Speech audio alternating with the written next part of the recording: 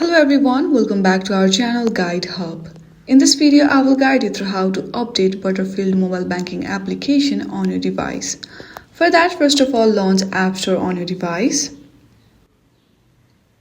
Then, tap on search icon which is on the bottom right corner of your screen. Then, on the search bar, search for Butterfield Mobile Banking.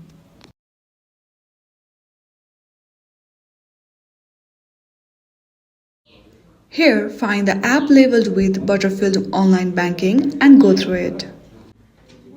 Now, here if you see update button instead of open, that means your application needs to get updated. Simply tap on update button. It will take some time and your application will be updated to the latest version. In my case, I have open button. That means I'm using the latest version of this application. In this way, you can easily update Butterfield Online Banking application. I hope you like this video. If you like this video, then please do not forget to like and subscribe to our channel. Thank you for watching.